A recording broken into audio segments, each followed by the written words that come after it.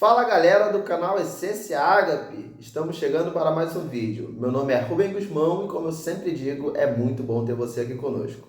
Já se inscreva no nosso canal, deixe o seu like, ative o sininho das notificações e compartilhe esse vídeo com o maior número de pessoas possível. Hoje nós leremos o versículo que encontra-se no verso 38 do capítulo 14 do Evangelho de Marcos.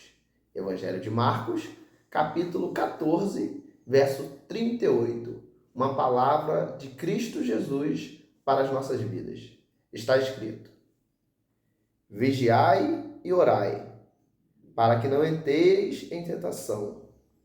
O espírito, na verdade, está pronto, mas a carne é fraca.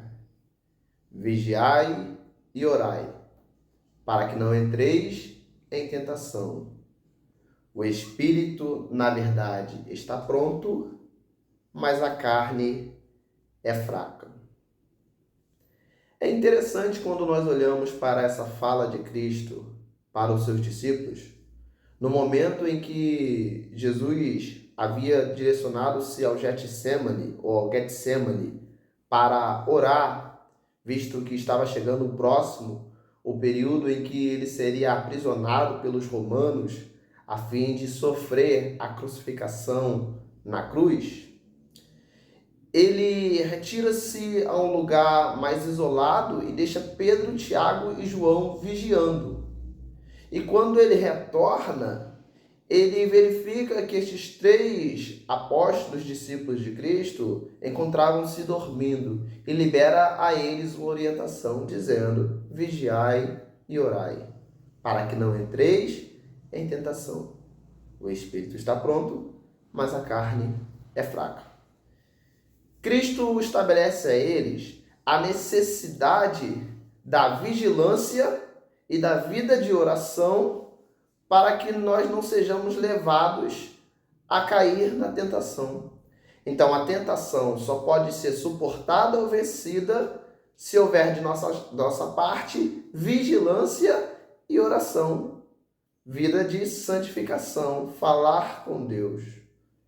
Esse texto nos expõe algo interessante que reflete o gênero humano. O quê? O fato de que nós vivemos em 2 dimensões. Como assim? Nós vivemos na dimensão material ou física, que é essa da qual nós nos socializamos uns com os outros, e vivemos também numa dimensão espiritual. Ao tempo que tomamos decisões e temos atitudes no mundo material, coisas também estão acontecendo no mundo espiritual.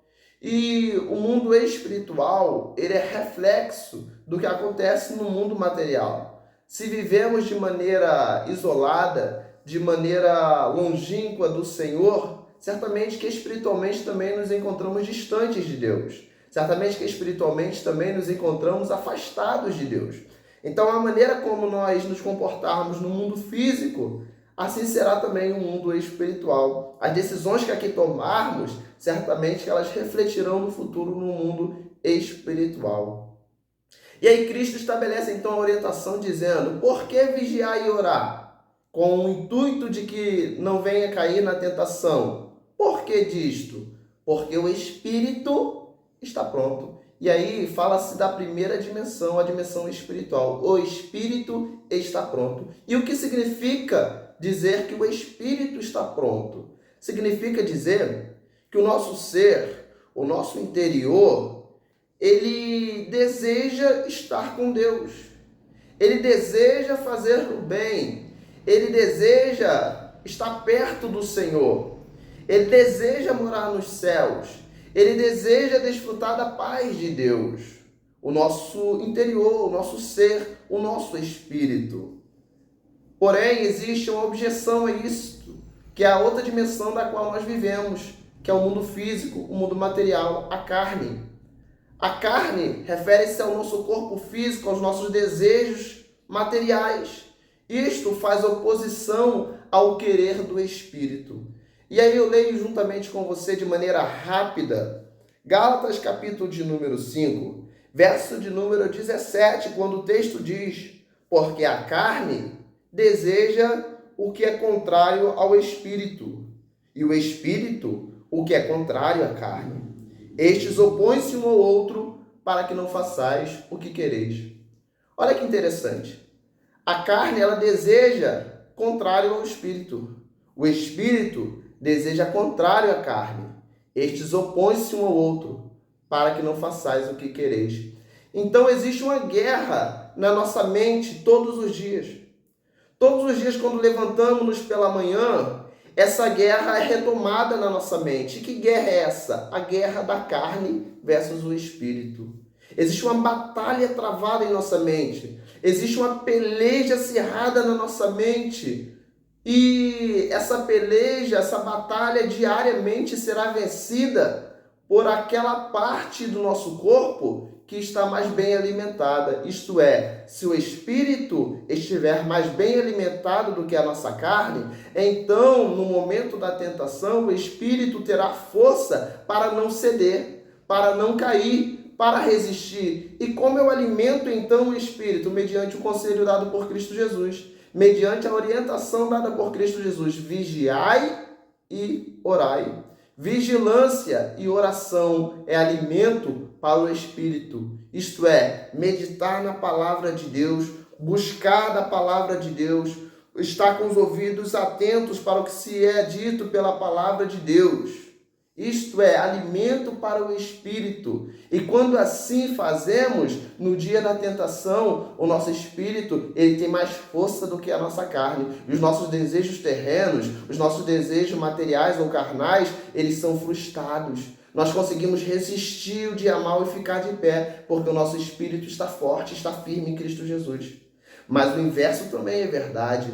Quando deixamos de alimentar o nosso corpo espiritual mediante a orientação dada por Cristo, vigiai e orai, quando deixamos de fazer isto e alimentamos somente as cobiças do mundo, alimentamos somente a nossa carne, o nosso corpo físico, no dia da tentação nós não encontramos-nos fortes espiritualmente o suficiente para resistir o dia mal. E nós caímos na tentação, e nós fraquejamos, e nós tropeçamos, porque nós não estamos bem estruturados em Cristo Jesus. A nossa carne gritou mais alto. Os nossos desejos pecaminosos, a nossa cobiça gritou mais alto.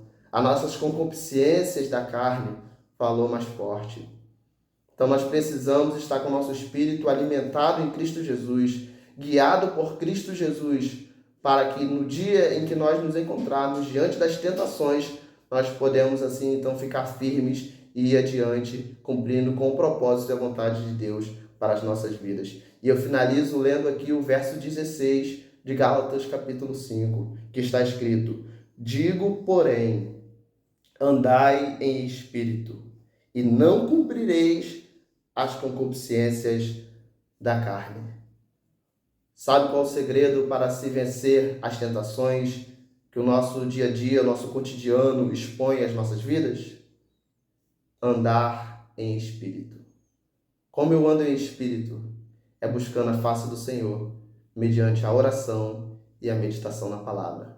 Façamos isto, e certamente que venceremos dia a dia, até chegar aquele grande dia da qual nós nos encontraremos com Cristo Jesus na glória. Deus possa abençoar a sua vida, o seu lar e a sua família.